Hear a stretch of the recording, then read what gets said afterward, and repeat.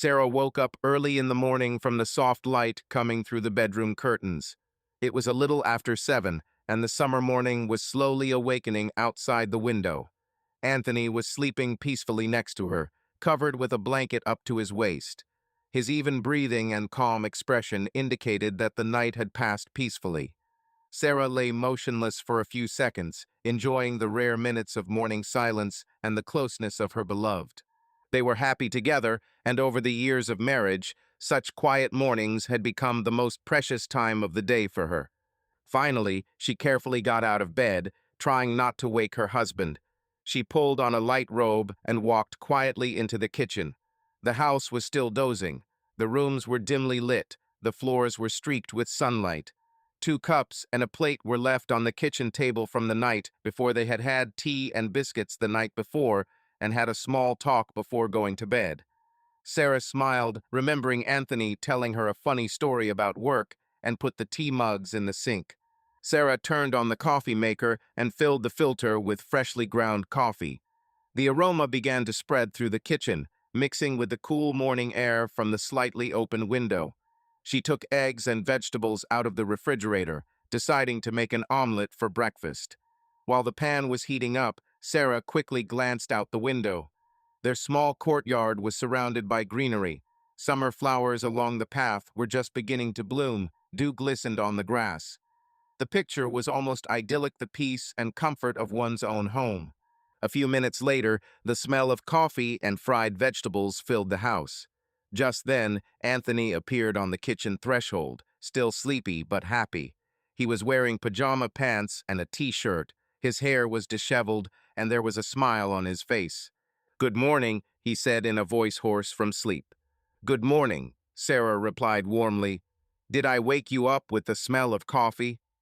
Anthony rubbed his face with his hand and came closer, looking over her shoulder at the stove. "Coffee would be wonderful," he said, putting his arm around his wife's waist. He kissed her tenderly on the cheek. "What do we smell like?" "Omelet." "Uh-huh. With tomatoes and cheese, just like you like it," Sarah replied, feeling a pleasant wave of warmth from his touch. Together they set the table. Sarah spooned a fluffy omelet onto plates. Anthony poured coffee into mugs. They sat across from each other at the small kitchen table and began to eat. The sun shone on the tablecloth, where tiny patterns glittered. On the wall, the clock ticked, measuring out the measured course of the morning. "It looks like it's going to be hot today," Sarah said, breaking off a piece of crisp toast. "It's been so sunny this morning." Anthony nodded, taking a sip of coffee. "Yes, summer is in full swing. I need to go to the site this afternoon to check on the progress of the work there," he said. Sarah glanced at her husband, whose concentrated expression when he spoke of work showed in the slight crease at the bridge of his nose. "What kind of object? You didn't tell me," she asked, keeping the conversation going. Anthony put the mug on the table. "A new project in the suburbs. We're building a small office center. I told you, remember?" He smiled. "Anyway, it doesn't matter. Today I'll go and see if everything is okay with the contractors." Sarah nodded. She loved listening to her husband talk about his business. His words always conveyed passion and pride in what he did. Anthony was a talented engineer and seemed to truly love his work. "By the way," he continued, "today is the first day of our new employee. The guy's name is Jake Morgan. He seems like a smart engineer. I'll be bringing him up to speed." "A new employee?" Sarah asked, raising her eyebrows in interest. "For your position or for the department?" "To our department," Anthony explained. "We've been short of hands for a long time, and now we've finally hired someone. He recently moved to our city, so I promised to help him get settled in." "That's just like you," Sarah smiled warmly. She knew her husband was always receptive to new people and tried to create a friendly atmosphere in the team. "I hope he gets used to it quickly." Anthony took another sip of coffee and, after a pause, added, "Oh, by the way, I was thinking maybe if he's a normal guy, I could invite him to dinner with us sometime. Since he doesn't know anyone here, it wouldn't hurt to introduce him to some good company." Sarah nodded again, swallowing a bite of omelet. The idea was natural enough for her husband. He loved to host friendly dinners. "Of course, call me," she agreed. "I'll cook something tasty." They continued their meal in silence, but it was the comfortable silence of people who were happy with each other. Anthony scrolled through the latest news on his tablet, occasionally sharing the most interesting ones. Sarah, having finished her omelet, thoughtfully looked out the window at the garden, sipping coffee. After breakfast, Anthony looked at his watch and sighed. "Time to get going," he said, standing up. "I don't want to be late on a new employee's first day." Sarah nodded in agreement and stood up as well. While her husband went into the bedroom to get dressed, she began clearing the table. As she carried the dishes to the sink, she heard the water running in the shower. Anthony had started his morning shower. Sarah quickly rinsed the plates and frying pan. She didn't like leaving dirty dishes. A quarter of an hour later, Anthony was ready, in dark blue trousers and a light shirt, neatly combed, smelling of fresh cologne. He came out of the bedroom, adjusting the cuffs of his watch. "How do I look?" he asked with a smile, turning into the kitchen to get his briefcase. Sarah looked her husband up and down and chuckled approvingly. "Very impressive. Just the thing to impress a newcomer," she joked. Anthony chuckled, then walked over and hugged his wife goodbye. "See you tonight, my love," he said softly, looking into her eyes. "Thank you for the wonderful breakfast." "Have a nice day," Sarah whispered, leaning against him for a moment. She felt the familiar warmth of his arms and briefly closed her eyes, memorizing this moment of morning intimacy. She walked Anthony to the door and waved after him. The man got into his car and soon disappeared around the corner of the street, heading to the office. Anthony drove up to the office at 10 to 9, parked his car in his usual place, and went up to the third floor, where the design department was located. In the reception area, the secretary greeted him with a smile and handed him several envelopes, the morning mail. Thanking him, Anthony went to his desk. Today, everyone arrived a little earlier than usual to start the workday. They were expecting to meet the new employee. On Anthony's desk, there was a framed photo. Sarah, laughing, hugging him against the backdrop of the ocean. It was from their vacation before last. He automatically adjusted the frame so that the photo was clearly visible. The picture always cheered him up. By 9 o'clock, the head of the department appeared at Anthony's desk, leading with him a tall, fair-haired man of about 30. "Good morning," the boss, Mr. Roberts, nodded to Anthony. "Meet our new engineer, Jake Morgan. And this is Anthony Wilson, one of the leading specialists on our team." Anthony extended his hand to the newcomer. "Welcome to the team, Jake," he said amiably. "Nice to meet you." "Likewise," Jake replied, shaking hands firmly. His voice was low and confident. "I've heard a lot about your projects, and I'm glad to join in." "Excellent." Mr. Roberts looked at both of them. "Anthony, show him our farm, bring him up to speed." With these words, the chief left, leaving the two men to get acquainted further. Anthony motioned for Jake to walk around the department. They walked around the room, rows of desks with computers, a board with drawings on the wall, a model of the building in the corner, all the usual attributes of an engineering office. Anthony showed where the server room was, the kitchen, and introduced a couple of colleagues who were already sitting at their monitors. "And here's your workstation," he finally announced, leading Jake to a free desk not far from his. The desk already had a connected system unit and 2 monitors, a brand new keyboard and mouse. "I think it'll take you a little time to get set up. If you need anything, just ask." "Thank you," Jake nodded, putting the bag of personal belongings he had brought with him on the table. Anthony noticed him pull out a notebook, a couple of books on design, and a framed photograph. The photo showed an elderly couple, presumably Jake's parents. Jake carefully placed the frame next to the monitors. In response, Anthony smiled too and pointed to his photograph on the table.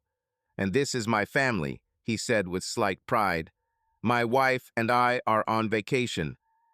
Jake's gaze shifted to the brightly colored framed photograph. He paused for a moment, and Anthony caught a glint of recognition or surprise in his eyes.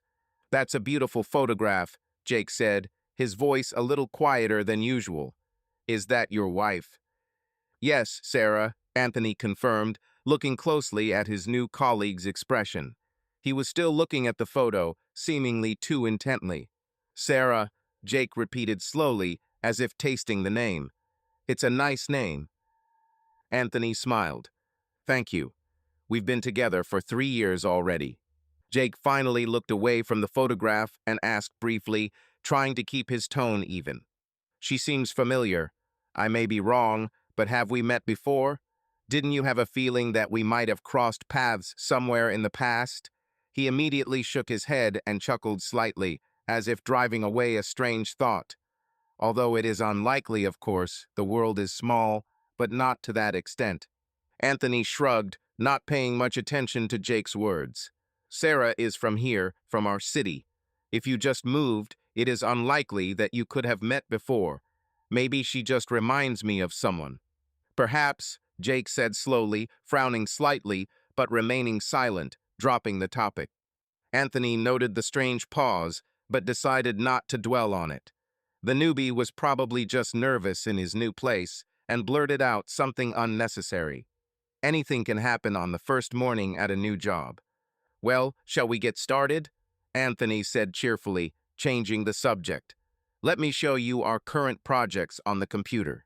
He returned to his desk, motioning for Jake to come closer, and opened the blueprints for the new office building on the screen.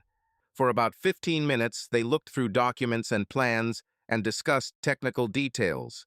Jake turned out to be an attentive listener, sometimes asking sensible questions, immediately offering a couple of fresh ideas. Anthony noted to himself that the new employee really understood his business. Over a cup of coffee, Anthony asked how the move was going. Jake said that he had previously lived and worked in another city, far from here, and had moved here just a week ago. He was still getting used to the new place and knew almost no one here. Anthony smiled and shared a couple of tips on good cafes and parks nearby, and offered to help with any questions that might arise. Jake thanked him, saying that he had already found a place to live not far from the office, but was still getting used to the rhythm of the new city. Jake was friendly but a little distant, which was natural for the first day, while Anthony was helping him as usual, trying to win his colleague over.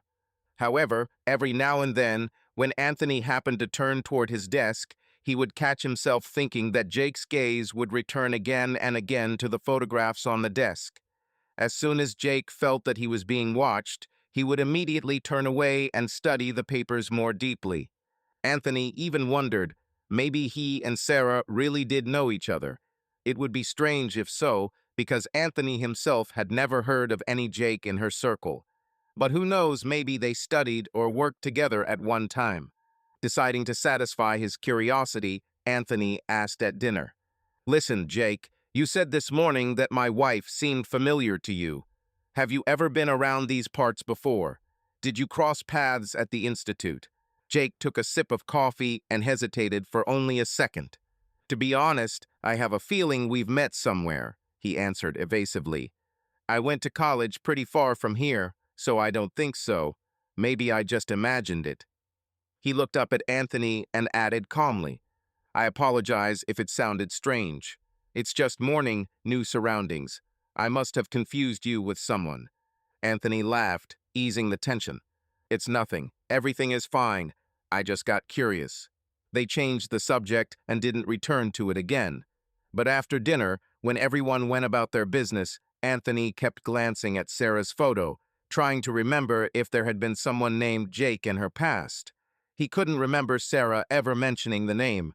Soon the daily grind of work caught up with them both, and Anthony soon stopped thinking about it. But Jake couldn't get the image out of his head. Every time he was alone with his thoughts, he saw Sarah's smiling face in the photograph. It was her, no doubt about it. Fate had suddenly brought them together again, and the thought made Jake's head spin. He could hardly wait until lunchtime to go outside for a minute and catch his breath. Lighting a cigarette at the service entrance, Jake feverishly ran through his memories. How many years had passed since their last meeting? 8? 9? Was she happy now? After all, she had looked so radiant in the photograph. His heart sank painfully from the overwhelming emotions, but he immediately told himself to calm down. Sarah was married to his new colleague. Sarah's appearance in his life was both an unexpected gift and a test. Jake stubbed out his cigarette and returned to his drawings. He decided not to rush to conclusions. Time would tell what to do. Soon, work tasks distracted him, and thoughts about the strange coincidence faded into the background. That evening, when Anthony returned from work, Sarah met him in the hallway as usual. She helped her husband take off his jacket, and they exchanged a customary home kiss. However, she soon noticed that Anthony looked slightly thoughtful. Over dinner today, it was a light salad and pasta that Sarah had prepared for his arrival. Anthony talked about the new employee's first day on the job. Overall, everything went well, he said, twirling spaghetti on his fork. Jake quickly grasped our projects. He's a smart guy. I think we'll become friends. I'm glad to hear it, Sarah smiled, trying to sound simply interested, although her heart sank a little when she heard the name Jake. She'd forgotten about it this morning, but now she reminded herself. Anthony had a new colleague with that name. You know, there was a funny moment, Anthony continued after a sip of mineral water. He saw our photo on my desk and asked if you'd met before. Can you imagine? He thought he knew you. Sarah froze, the salad spoon frozen in her hand. She looked up at her husband. Really? She asked carefully, trying to sound casual. It's a strange coincidence. Her throat suddenly felt dry. She looked down at her plate, afraid that Anthony would notice her sudden excitement. Her heart began to beat faster. I thought so too, Anthony nodded, not noticing her condition. I said you were a local, and he just arrived. So it's unlikely you know each other. She probably just looks like someone. Sarah nodded and forced herself to take another bite, even though her appetite was gone. One thought was pounding in her head. Is it a coincidence that Anthony's new colleague has the same name as the man she once loved? And his last name, what? She asked, trying to make her voice sound casual, looking down at her plate. Morgan. Jake Morgan, Anthony replied, stirring his pasta with a fork. What, does that name ring a bell? Sarah felt the blood drain from her face. Her hands clenched beneath the table. Morgan. She quickly pulled herself together, raised her shoulders, and smiled weakly, pretending to be thinking. I don't even know. I think there was a guy with that last name at the university, but it's probably not him. She tried to speak as indifferently as possible. However, it's possible that it's just a coincidence. You never know what Morgans there are. Anthony just shrugged. Well, yes, most likely a coincidence. He is from another city. Sarah nodded and tried to change the subject, asking how the meetings had gone, how the other colleagues had taken to the newcomer. But her thoughts were far from her husband's workdays. After dinner, she cleared away the dishes and tried to act normal, but inside, everything was turning upside down. As soon as she was alone in the kitchen, she closed her eyes for a few seconds, leaning against the cool countertop, trying to stop her hands from shaking. It was hard to wrap her head around. Jake Morgan works with my husband. She opened her eyes and looked out the window at the dusk slowly falling on the garden. In the reflection of the glass, her face looked pale, confused. Memories that had been carefully buried for the past years began to rise to the surface, transporting her back 10 years, to the time when Sarah was a second-year student at university and had first met Jake. 10 years ago, he was a year ahead of her, a tall, smiling blonde with a reckless smile and an infectious laugh. They met at a student party, started talking about books and music, and were surprised by how much their tastes coincided. From that evening on, they were almost inseparable. Sarah had learned for the first time what it meant to truly love. She and Jake spent all their free time together, walking around campus at night, going to the lake on weekends, studying for exams, supporting each other. They were young and happy, and it seemed like it would always be that way. But fate had other plans. After graduation, Jake was offered an internship at a big company, which required moving 1,000 miles away. Sarah remembered that last night in the university park especially vividly. They sat next to each other on a creaky bench under the cold stars, and Jake held her frozen fingers tightly in his. He whispered, "I'll come back for you, I promise," and she, choking with tears, repeated that she would wait as long as it took. They both cried, realizing that separation was inevitable, but still hoping for a miracle. She was still studying, she couldn't leave the university for him, and he had a chance that he couldn't miss. They tried to maintain a relationship at a distance they called, wrote long letters. At first, Sarah lived in anticipation of every call, every message. However, after a year, their rare meetings and calls came to naught. Jake was getting more and more immersed in his work, promising that he would soon settle down and she would be able to move in with him. But then there was some delay with the contract uncertainty. Their conversations became more and more rare and strained. Sometimes they would agree to call each other, and Sarah would wait for hours by the telephone in the dorm, but the call never came. Only then would a short message arrive, "Sorry, work," and she would try not to be offended, convincing herself to be patient a little longer. Finally, the day came when Sarah never received an answer to another letter. Then another call went unanswered. Jake seemed to have dissolved into a new life. Sarah remembered sleepless nights, tears, and a feeling of emptiness. A young heart, broken by the unexpected silence after a hurricane of love. It took her years to recover. Gradually, the pain subsided. She graduated from university, got a job. Her personal life stood still for some time. She had no feelings for anyone. Everyone seemed wrong. She already thought that she would not be able to love again. And then Anthony appeared kind, caring, reliable. He surrounded her with attention, and Sarah's soul gradually thawed. It was calm and safe with him. She fell in love with him, maybe not with the same wild passion as she once did with Jake, but sincerely and deeply in her own way. With Anthony, she learned to trust and enjoy life again. Over time, they got married, and Sarah was sure that the past was far behind her. And now the past had returned, suddenly, unexpectedly. The name she had avoided even remembering had come from her husband's lips at dinner tonight. The same story she had never told Anthony in detail, only that she had once mentioned that she had experienced a difficult breakup in her youth. But she had not named the name then. Why stir up the past, Sarah thought.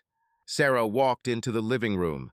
The television was playing quietly at the far end of the house, Anthony watching the evening news from the comfort of his couch. He has no idea, she thought, feeling a fresh wave of guilt wash over her heart. Of course he doesn't know that Jake is the man. What should she do now? Tell her husband the truth? But what exactly that she had been hopelessly in love with this man many years ago? What was the point of that now? It had been a long time ago, long before she had met Anthony, and it should not concern them. Why bother her husband with groundless jealousy over a ghost from the past? No, there was probably no point in talking about it. She probably wouldn't cross paths with Jake, except by chance. If Anthony did bring him to visit, then she would have to keep her cool. It was just a shadow of the past, Sarah reminded herself. Nothing more. Life went on as usual. But deep down, Sarah felt uneasy. She was haunted by the sudden return of the man she once loved, and by her own reaction. Why did her heart still skip a beat at the mere mention of a name she had spent so many years trying to forget? Late in the evening, lying in bed next to Anthony, who was sleeping peacefully, Sarah could not fall asleep for a long time. And in the darkness of the bedroom, looking at the ceiling, she asked herself, have all feelings really faded away long ago, or do the shadows of the past still live in the depths of the heart? 2 days after that memorable dinner conversation, Sarah happened to be at Anthony's office. Her husband's car had to be taken in for routine maintenance, and she had stopped by to pick him up after work. As the workday drew to a close, Sarah waited in a small park across from the tall building where the company was located. She felt uneasy. She sat on a bench under a spreading oak tree, trying to occupy herself by reading the news on her phone, but her thoughts kept returning to one thing. Maybe she's going to see Jake. Since she found out he was working with her husband, Sarah had tried not to think about it too much. But now, as soon as she was near the office, her heart treacherously accelerated its rhythm. Nothing terrible will happen, she convinced herself. And even if we do meet, We'll just say hello, like old friends. It doesn't commit us to anything." Her hands were still shaking slightly, however, as she put her phone in her purse and stood up from the bench. The gatehouse in the first-floor lobby was still open, but Sarah decided not to go inside, instead waiting for Anthony outside. People were exiting the revolving doors in small groups, chatting animatedly. Another workday had come to an end. Some were laughing at a colleague's joke, others were hurrying to join their families waiting in the parking lot. Sarah felt like an outsider in this stream of life. She kept a little to the side, so as not to disturb the people hurrying.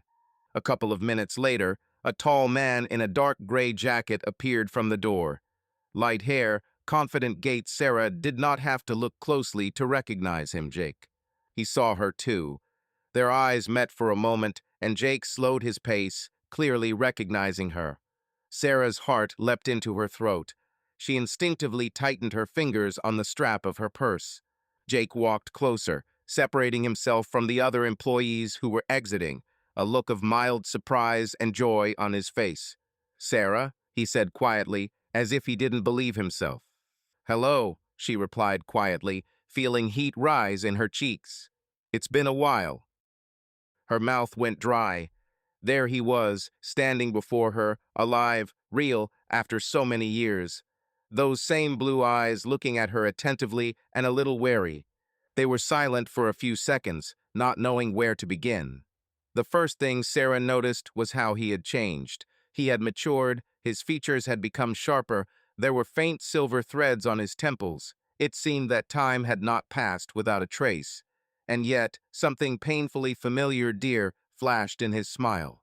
"You look great," Jake finally said sincerely. "You haven't changed at all." Sarah nervously tucked a strand of hair behind her ear. "Thank you. You, too, have become more respectable." She tried to smile. It seemed as if the air between them had become electrified with tension.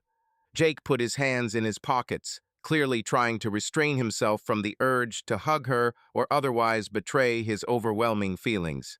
"I didn't expect to see you again," he said softly, "especially not like this." Sarah nodded.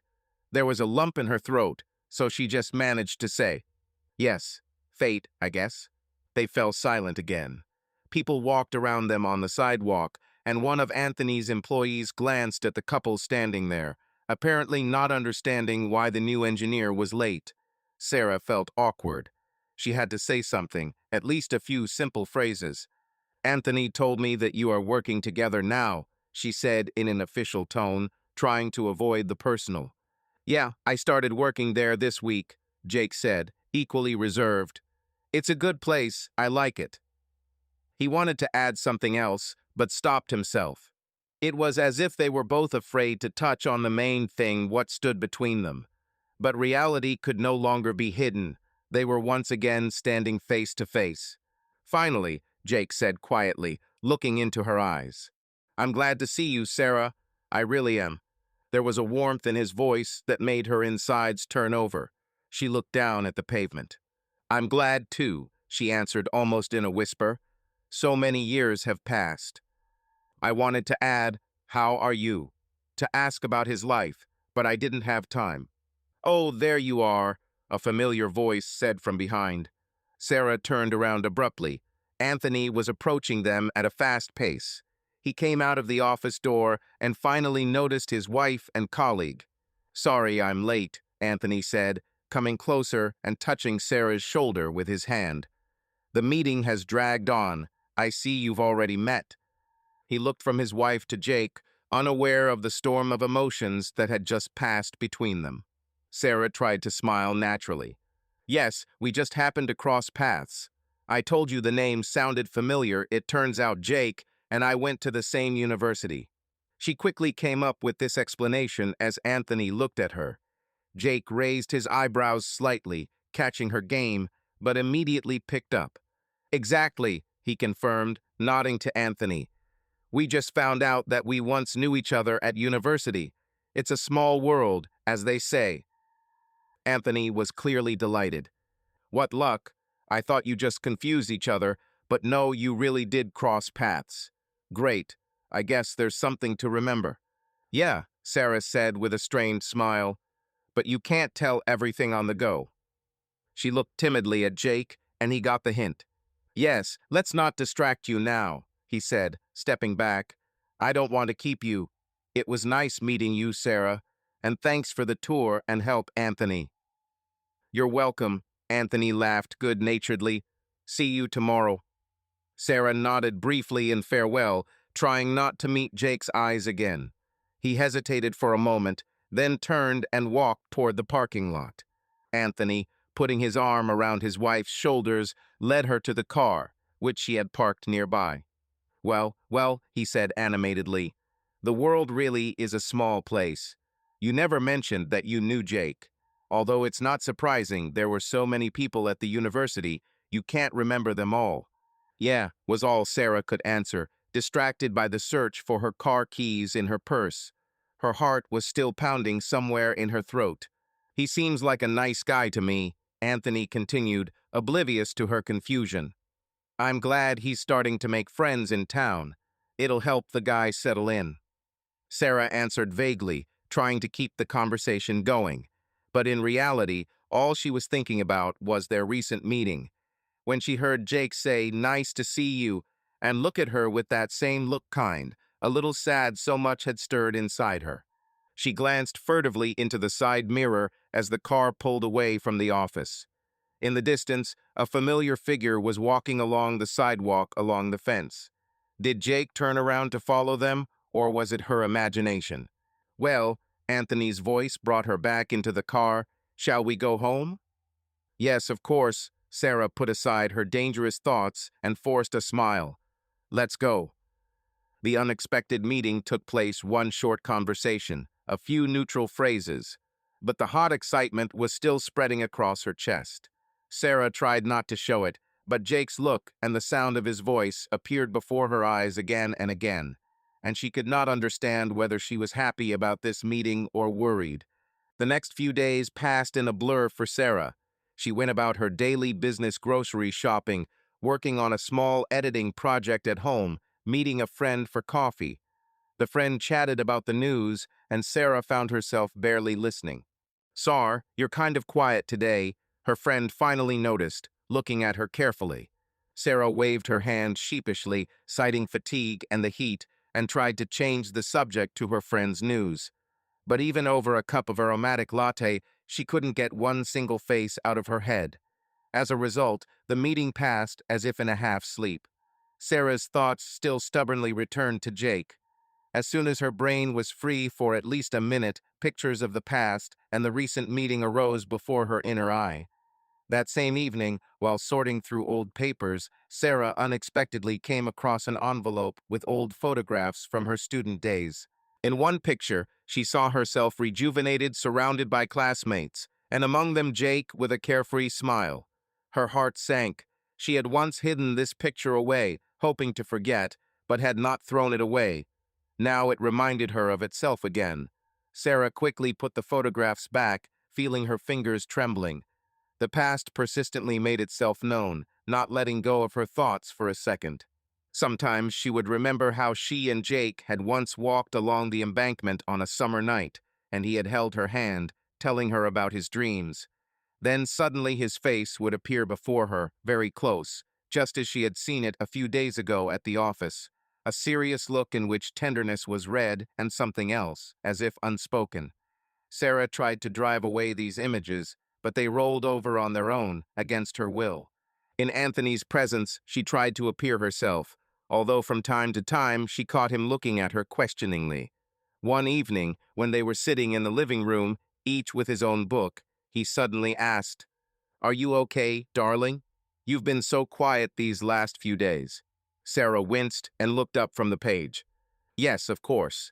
It's just that the weather is stuffy and my blood pressure is probably jumping." She came up with an excuse. "My head hurts a little." Anthony immediately advised her to go to bed early and thoughtfully offered to help her around the house if she was tired. Sarah kissed him gratefully, feeling even more guilty. He had been so considerate, so unsuspecting. At night, she often tossed and turned without sleep. As soon as she closed her eyes, her mind stubbornly drew scenes. Here she was telling Jake that she missed him. Here he was touching her hand. Sarah squeezed her eyelids tightly, forbidding herself to fantasize. But you can't control yourself in a dream twice. She dreamed that the past had returned. In one dream, she was a student again, lying on the grass of the campus next to Jake, and he whispered to her the same words of love as then. In another dream, now Sarah, she was standing at a crossroads, and Jake extended his hand to her with a gentle smile, while somewhere in the distance Anthony's voice called her. She woke up anxious and lay for a long time, staring at the ceiling, until her heart calmed down. Meanwhile, Jake was also restless. His days at his new job flew by, but whenever he looked away from the drawings, his thoughts inevitably returned to Sarah. He knew almost nothing about her current life, except that she was married to a good man. This knowledge stopped him from acting hastily, but it could not extinguish the warm feelings that surged with renewed vigor. A couple of times, staying in his rented apartment in the evening, Jake was tempted to write Sarah an email. He easily found her email address in the general corporate contact once. As a student, she used the same service, and apparently did not change her main email since then. However, after typing a few lines in the draft, he deleted what he had written. What could he tell her? That he regretted the past? That he was glad to see her again? All this seemed inappropriate, especially through email. One day, he dialed a phone number he'd learned from the corporate database, an emergency contact for Anthony's wife.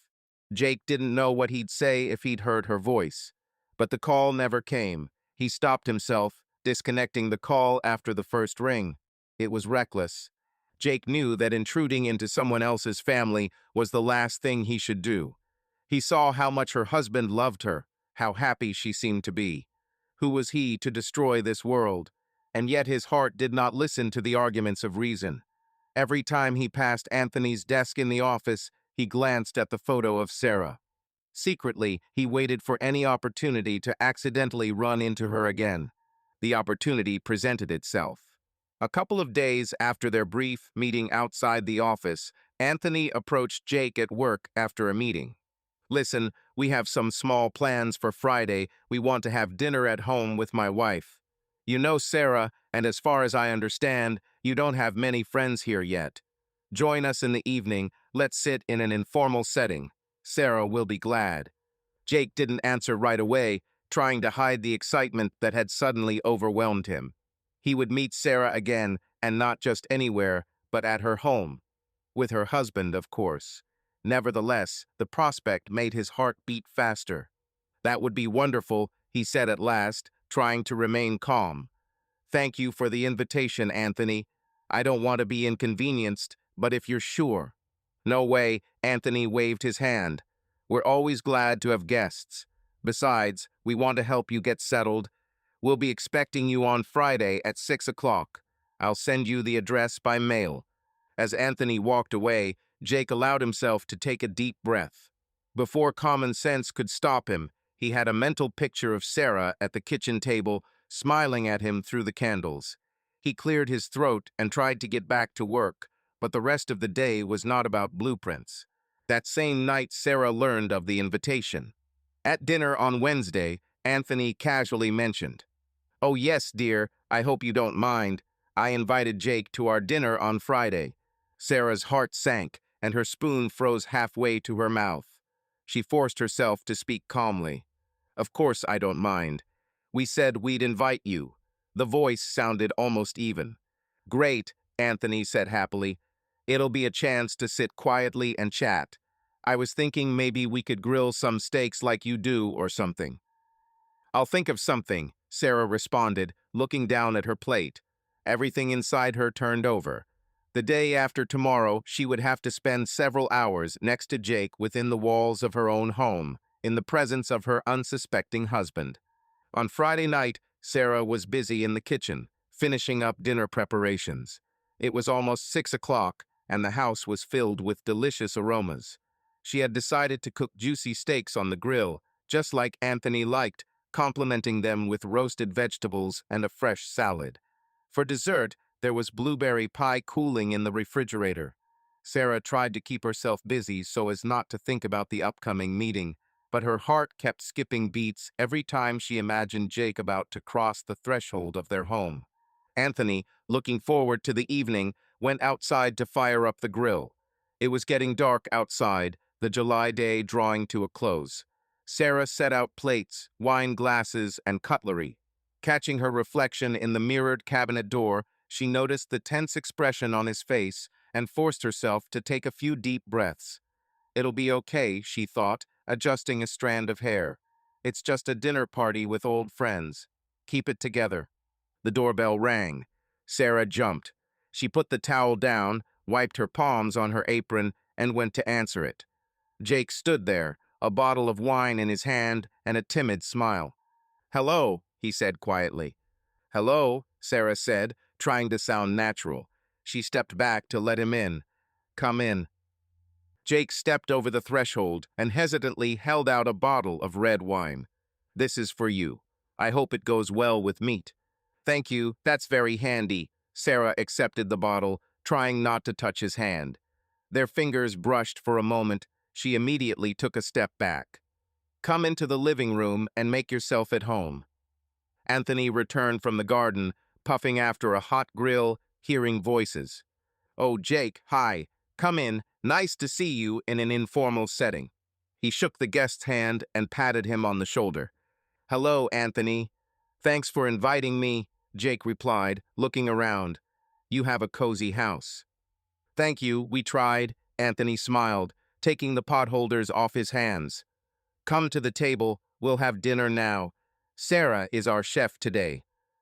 "What are you saying? I'm just helping," she responded modestly, smoothing out an imaginary crease on her apron.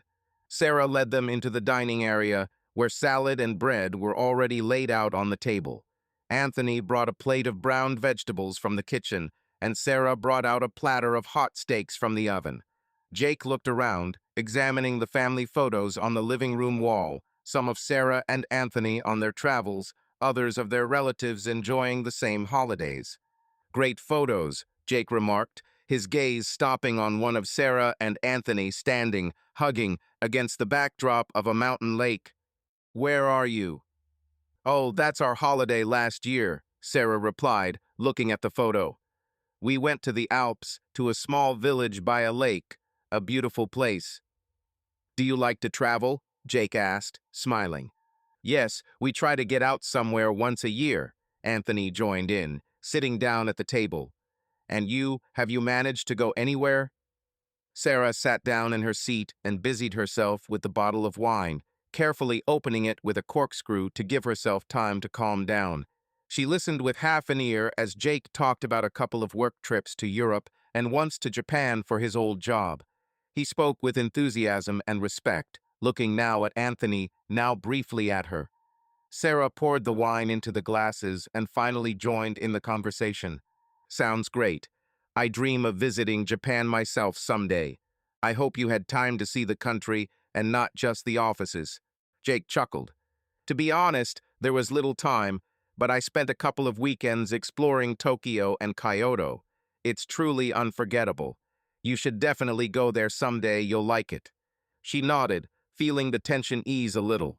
The first few minutes passed, and everyone seemed to be acting naturally. Anthony was saying something about his dreams of a road trip across the United States, joking that he would take a month off someday and travel around the States. Jake was picking up the topic, telling stories about hitchhiking in his youth. Sarah was listening to the men, occasionally chiming in, and almost relaxed. The food was a great success. Anthony laughingly praised his wife's culinary talents. "You see, Jake, how lucky I am with my wife. She's a beauty and a great cook." Sarah looked around the set table. The plates were almost empty. It was completely dark outside. In the warm dining room, a lamp under a lampshade cast a cozy light on Anthony's contented face. At first glance, it was a completely ordinary family dinner, delicious food, friendly conversation. But only Sarah felt the tension hidden under this apparent idyll. Her back was sweating from the constant effort to keep herself in check. Sarah waved her hand in embarrassment. "Oh, come on," she smiled. "It's just a good recipe." Jake looked at her and quietly added, "I remember you were always a great cook." and, hesitating slightly, quickly corrected himself. That is, at the university, everyone praised your pies. Sarah met his gaze for a split second. A shadow of a memory she recognized so well passed through his eyes. Her heart stabbed with a sharp mixture of warmth and bitterness. Anthony raised his eyebrows. So you managed to try Serena's pies back then? Jake cleared his throat. Well, there were times at faculty parties or fairs Sarah would often bake something for everyone. That's right, Sarah quickly confirmed, feeling her palms sweat. We had charity fairs at our faculty, and I brought baked goods a few times, so a lot of people tried them. Anthony smiled, satisfied with the explanation. You see, he turned to his wife. Your talent was noticed a long time ago. He didn't seem to notice the trick, and the conversation turned back to harmless memories. That's right, Anthony nodded, brushing the topic aside. She still bakes amazing pies. You'll laugh, but when we met, Sarah was working part-time as a pastry chef in a bakery. Sarah smiled at the corners of her lips. It was a half-truth. After university, she had worked part-time in a bakery for a short time, before her main career. However, Anthony loved this story, as he loved everything that concerned her talents. Oh, come on, she said softly to her husband, changing the subject. Eat your salad, or it'll get cold. Anthony obediently switched to the salad, and the conversation turned to the company's new plans, mutual acquaintances from work. Sarah ate mechanically, feeling that she was full after just a couple of bites. Excitement had dulled her appetite. But she played the role of a hospitable hostess, trying to smile, pouring wine for the guest, slipping sauce to the meat. At some point, when the wine was finished and the plates were empty, Anthony stood up. Well, you sit for now, and I'll clear the table and bring dessert. Let me help, Sarah responded immediately, starting to collect the plates. But Anthony waved his hand. Sit, sit. You've prepared so much, relax. I'll take it all away myself. I don't want to hear from my wife that I'm making her work on my day off. He winked playfully. Jake smiled, leaning back in his chair. Are you sure you don't need help? No need, Anthony snapped cheerfully and, collecting a stack of plates, headed to the kitchen. Sarah remained at the table across from Jake. Silence fell, broken only by the chirping of cicadas outside the window and the sound of running water in the kitchen where Anthony was rinsing dishes. Sarah looked down at the edge of the tablecloth, nervously stroking the embroidered pattern with her finger. She suddenly had nowhere to escape the intense gaze opposite her. Are you okay? Jake asked quietly, taking advantage of the fact that they were alone. Yes, she answered quickly, without looking up. Everything is fine. He leaned forward slightly, trying to look into her face. If it's hard, I can leave early. I don't want to embarrass you. Sarah shook her head, finally looking at him. Don't be silly, she whispered. It's just a little awkward. Their eyes met. For a few seconds, there was a tense silence in the room. I feel awkward too, Jake admitted just as quietly. But I'm glad I came. Glad to be at your home. Sarah felt her cheeks heat up. No wonder in her own house she behaved as if she were on a secret rendezvous, talking furtively in whispers. I'm glad too, she answered with her lips alone, almost silently. Jake smiled slightly, and something inside her trembled at the smile. Warm, understanding, meant only for her. The sound of water died down as Anthony returned from the kitchen, carrying a plate of sliced pie and clean plates. Well, I hope you haven't been bored here without me, he joked, setting out the dessert. It's time to sweeten the evening. Sarah immediately moved away, pretending to simply lean back in her chair. We were just digesting a delicious dinner, she said, more loudly than necessary. Now it's time to try the pie. Over dessert, the conversation continued. Anthony told a funny story about how the elevator in their office had been slow that week, and he and Jake had been stuck for a few minutes, teasing his colleague that he was more nervous. Jake laughed and countered that Anthony had started singing to pass the time, embarrassing the receptionist who was stuck with them.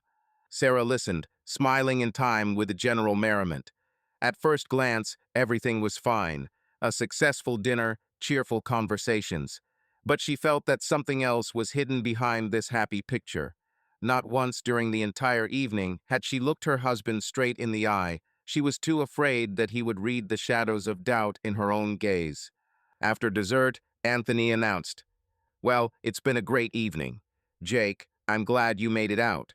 But I'm afraid we should probably go to bed. It's been a long week. We're a little tired. Don't be upset that we're not staying up late." He spoke sincerely. In fact, it was already about 10 in the evening, and Anthony was clearly feeling sleepy after a hearty meal and wine. "Oh, everything's fine," Jake responded immediately, getting up from the table. "Thank you very much. Everything was very tasty, and the evening was wonderful. I haven't felt so good in company for a long time." "We're glad of that," Anthony said good-naturedly, escorting his guest into the hallway. "We'll have to do it again sometime." Sarah followed, holding the empty coffee pot in her hands. She felt both relieved and disappointed that the evening was ending. Relieved because the tension was finally gone. I no longer had to pretend. Disappointed because with Jake gone, that strange, heady current that seemed to sparkle in the air all evening would fade. She stopped a little further away near the door, allowing the men to shake hands. At parting, Jake nevertheless turned to her and said politely, "Thanks again, the dinner was wonderful." And he added, looking straight into her eyes meaningfully, "See you later, Sarah." Was it her imagination, or did those simple words sound like a promise? She didn't have time to figure it out. Anthony was already closing the door, waving to the departing guest. When the door slammed shut, Sarah let out a breath, feeling her legs grow heavy. She leaned her back against the wall of the hallway. "Phew," Anthony said with a satisfied smile, turning to face her. "It seems like everything went great, doesn't it?" "Yes," Sarah nodded, trying to return to her normal appearance. "Quite." "Are you tired?" Anthony stepped closer and patted her shoulder. "I ran around a lot today. Everything was delicious, thank you." "You're welcome," she smiled weakly. "I'm actually a little tired." "Then go to bed and I'll do the dishes in the morning," he said decisively. "It's already late." Sarah didn't object. She wanted to go to the bedroom as soon as possible, be alone, and catch her breath. "Okay, I really think I'll go to bed right away," she answered quietly. Anthony kissed her briefly on the forehead and patted her on the shoulder with concern. "That's right. I'll come too, just to air out the air a bit." Sarah, without another word, went into the bedroom. She slowly took off her dress and apron and threw on light pajamas. She sat on the edge of the bed, listening to her feelings. Her heart was still beating unevenly. Jake's gaze, his quiet phrase, appeared before her eyes again and again. "I feel awkward too, but I'm glad I came." She ran her hands over her face automatically. She was afraid to admit it even to herself, but tonight's dinner had only fueled the fire she thought had long since died out. The way he looked at her, the way he smiled, it was all too dangerous and too tempting. Sarah lay down on her bed and closed her eyes, hearing the bathroom door slam as Anthony got ready for bed. She hoped she would be able to fall into a deep sleep from exhaustion. But inside, a hurricane of contradictions was still raging. Her husband lay down next to her and kissed her goodnight. Sarah responded tenderly, hoping that in the darkness he would not notice the wet sheen on her eyelashes. She fought desperately to keep her emotions from taking over. As the house fell asleep and Anthony's even breathing sounded nearby, Sarah was still lying with her eyes open. She looked at the ceiling and realized that what she feared most had happened. A dangerous attraction was pulling her toward Jake even stronger. The night after the ill-fated dinner was languid. Anthony fell asleep almost immediately after his head hit the pillow after all. The work week and a glass of wine had done their job. Sarah lay in the darkness with her eyes open, feeling an avalanche of thoughts and emotions rolling over her in the silence of her own bedroom. Whenever she closed her eyes, Jake would appear in her mind's eye again. There he was, sitting at their table, smiling at her with understanding. There his fingers brushing hers as he held out a plate of vegetables. There his eyes, piercing and full of hidden warmth, catching hers across the table. Sarah sighed heavily and squeezed them shut, trying to push the images away. Anthony was breathing peacefully next to her, unsuspecting. The thought made Sarah's heart clench. She carefully got out of bed, trying not to disturb her husband, and quietly threw a blanket hanging on a chair over her shoulders. Stepping out into the semi-darkness of the living room, Sarah sank down onto the sofa. Moonlight filtered through the half-open blinds, drawing pale stripes on the floor. In this wavering light, the room seemed alien and cold. Sarah hugged herself, feeling her knees shaking. She tried to figure out what to do now, how to continue living with what was stirring inside her. Memory obligingly threw up images of the past. She and Jake, very young, running in the summer rain, laughing. Jake giving her a homemade card with a confession for her birthday. They quarreled outside the dorm because he was leaving, and she screamed that she hated him for this choice. Memories, bright, bittersweet, mixed with today's impressions. And then came very recent images, this time from life with Anthony. Here she is lying with the flu, and he puts a compress on her forehead and fusses, not leaving an inch. Here he hands her a gift for her last birthday, the same bracelet that now cools her wrist, and laughs, seeing her surprise. From these memories, it became even more painful for Sarah. After all, she betrayed not only an old love, but also the current happiness that she herself held in her hands. Sarah ran a hand over her face. She felt terribly guilty. Guilty of Anthony for allowing herself to forget about him for even a moment while Jake was there. Guilty of those stolen glances, of the stupid racing heart she couldn't stop. Of course, she hadn't really done anything wrong. Not a word said that shouldn't have been said in front of her husband, not a touch that wasn't casual. But inside, she knew the line had already been crossed, if only in her mind. She felt as if she were cheating on her husband with these very thoughts. How could this be? She loved Anthony, this kind and honest man who was now sleeping peacefully in their bed, trusting her unconditionally. And now she was sitting in the dark and thinking about another man. Bitter tears came to her eyes. Sarah buried her face in her hands, trying not to burst into tears. She didn't understand how to get out of this situation. The easiest thing to do was to cross Jake out again, once and for all. Try to avoid any meetings. He was a stranger to her husband, just a colleague. Surely after yesterday's visit, she could come up with an excuse not to get together as a threesome anymore. Limit communication to polite greetings during accidental encounters and nothing more. This is right, she convinced herself, hastily wiping the tears from her cheeks. We need to stop now, before it goes too far. The decision seemed obvious and correct. Don't let Jake get any closer. Don't give yourself a reason to lose your head. Time heals, after all. She had already survived a breakup with him, and she would survive this sudden shock now. Everything would return to normal. Jake would simply become an acquaintance from the past, an episode, and they would once again go their separate ways. But as soon as Sarah tried to imagine that she would never see him again, never hear his voice, everything inside her protested. It was too late. She had already opened the door to the past, and it had entered without asking permission. Could she now slam that door shut, pinching her own heart? Sarah jumped at the slight creak of a floorboard.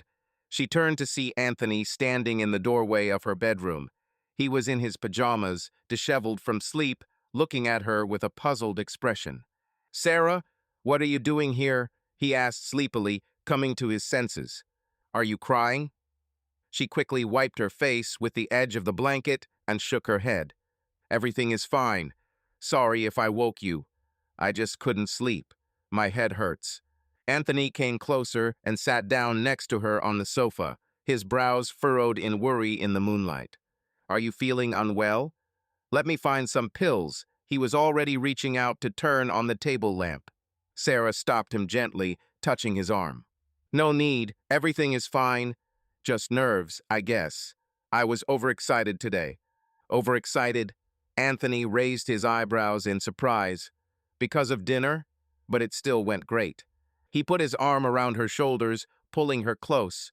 Sarah tensed involuntarily, feeling a surge of shame, but she allowed herself to be pulled closer.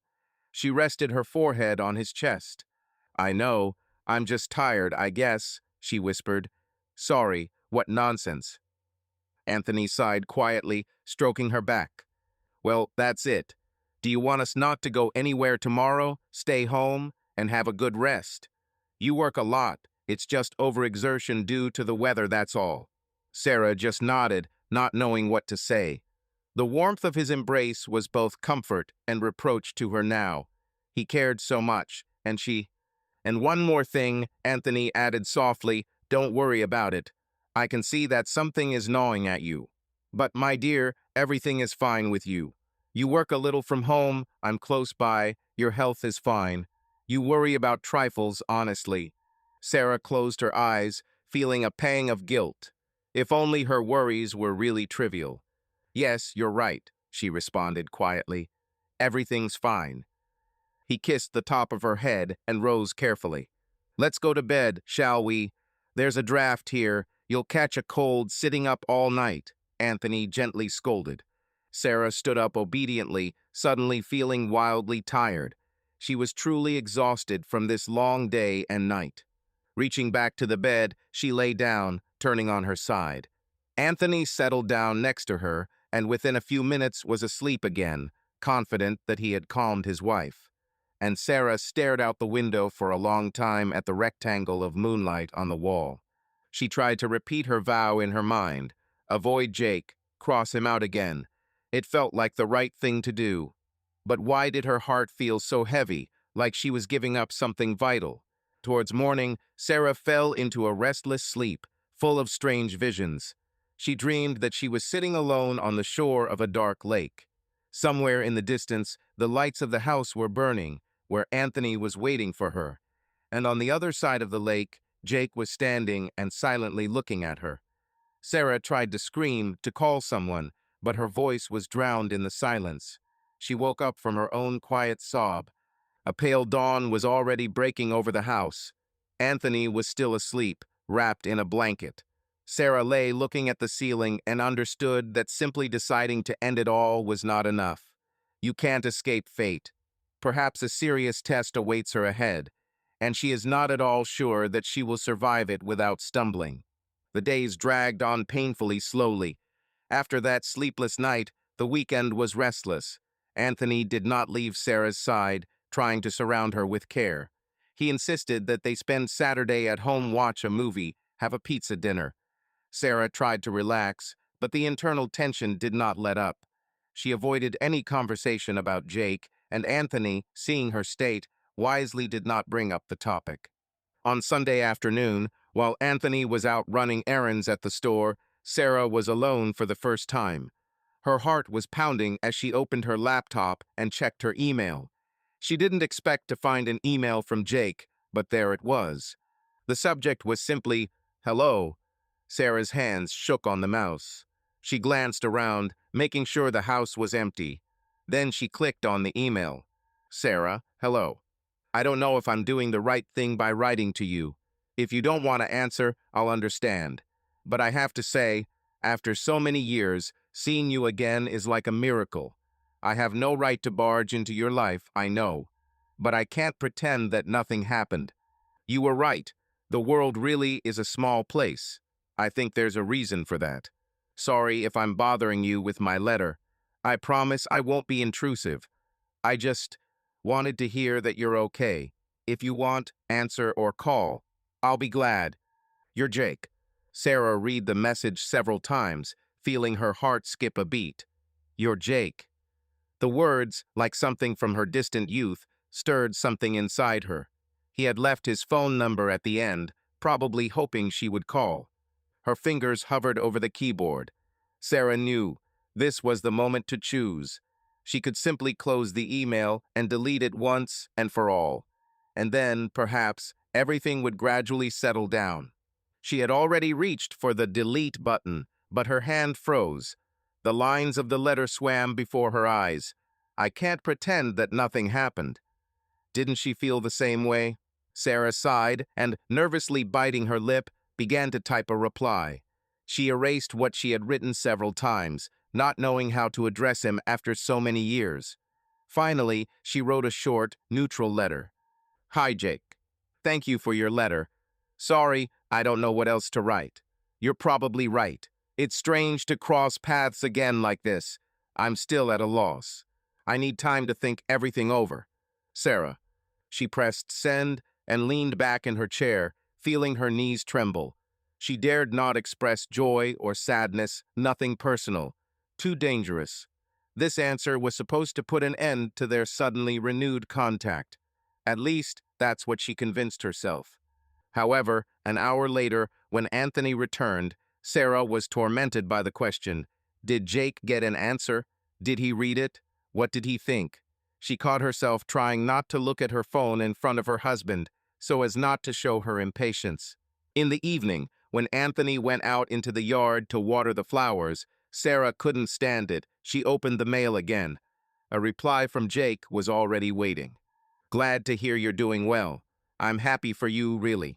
Sarah, I respect your feelings and your life, and I know that a lot of time has passed, but I still want to meet you at least once. Remember the past, talk as friends. After that, I will leave you alone if you wish. If you agree to meet, let me know. I'll wait as long as necessary. Sarah read these lines with a dry mouth. He, like her, was not satisfied with a fleeting conversation in front of everyone. Talking like friends. She understood what this meeting could lead to, and yet she felt an irresistible desire to agree. That night, she stayed up late, pondering her answer. It had taken a huge effort to maintain a calm facade in front of Anthony when they went to bed. Inside, everything was seething. Was it worth agreeing?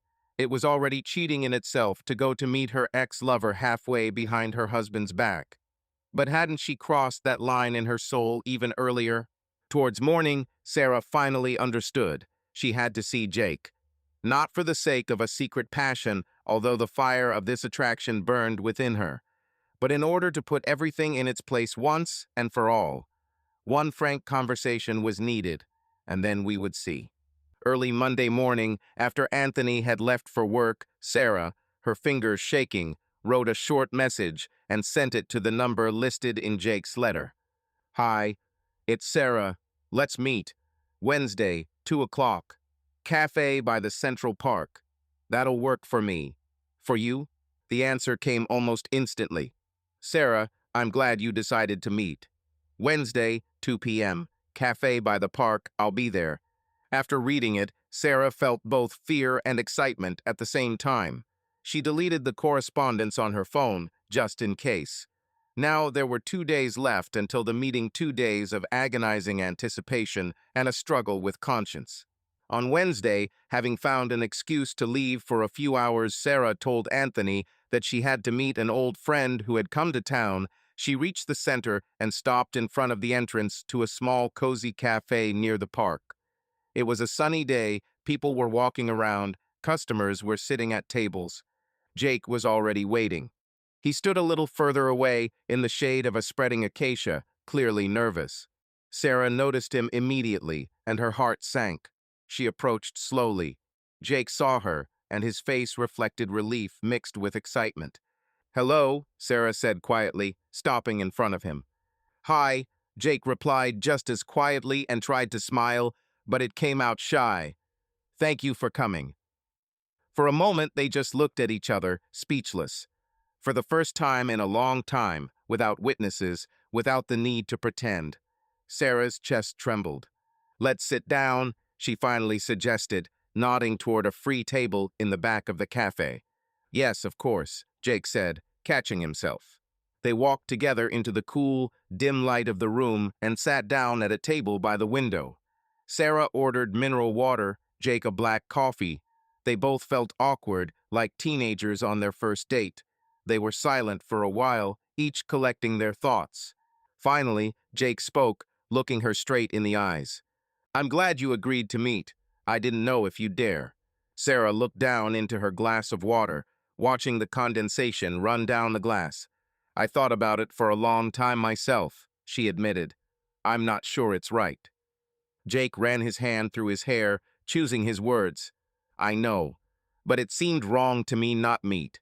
It was as if we had cut off the conversation mid-sentence. Perhaps, she replied quietly. He leaned forward a little, lowering his voice. Sarah, I have so much to tell you. I don't even know where to start. Probably with the main thing. Forgive me. She looked up, surprised. For what? For everything, Jake exhaled. For disappearing back then. I was young and stupid. I was scared by the seriousness of our relationship. I don't know myself. I understand it's too late to apologize after all these years, but believe me, I often regret it. Sarah was silent, her fingers clutching the cold glass. These were the words she had dreamed of hearing all night long, forgive me, but now she didn't know what to feel. I didn't write to you because, he continued in a brittle voice, I thought I had already ruined everything.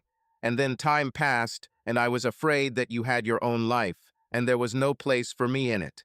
He paused, waiting for her reaction. Sarah finally spoke quietly. It really hurt me then, Jake. I didn't understand why you suddenly stopped contacting me. I thought maybe something had happened to you. But then I saw a couple of articles about you. You got that job, you were praised. And I realized that you were alive and well, just moving on without me. Jake closed his eyes for a moment. It's true. I was completely immersed in my work. I guess I was trying to forget. I didn't have anything serious with anyone then, if that's what you're worried about. Although that's not important anymore. He shook his head and looked at her sadly. I know I can't justify myself to you, and I'm not asking you to return to the past. I'm glad you have a family, a husband who loves you. The mention of Anthony made Sarah almost physically flinch. She glanced nervously at the clock on the wall. Time seemed to have stopped. Jake noticed her movement and continued speaking heatedly. But I can't lie that I don't feel anything. When I saw you then in the photograph, then in person. He hesitated, lowering his voice. Everything inside me turned over. You felt it too, right? Sarah closed her eyes. This conversation was here, it had come. It was not too late to end it all now, to get up and leave, to go back to her husband and never again.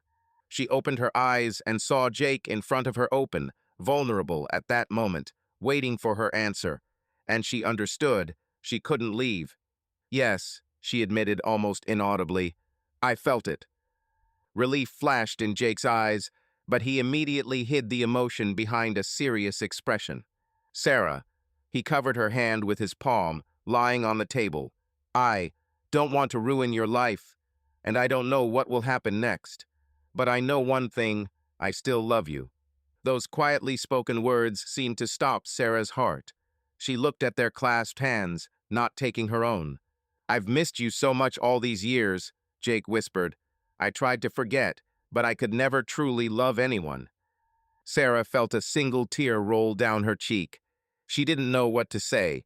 Everything inside her was screaming, stop, and at the same time, she was pulling herself toward him. Jake stood up carefully, crossing the line of their table, and moved to sit down on the bench next to her. Just say the word, he said, and I'll go. Say you don't feel anything for me, and I'll disappear. Sarah shook her head slowly, sobbing. I can't, she said barely audibly. The next moment, Jake gently pulled her to him and hugged her. Sarah didn't resist. She buried her face in his shoulder, and a few suppressed tears soaked into the fabric of his shirt. He stroked her back, whispering, hush, hush, I'm sorry.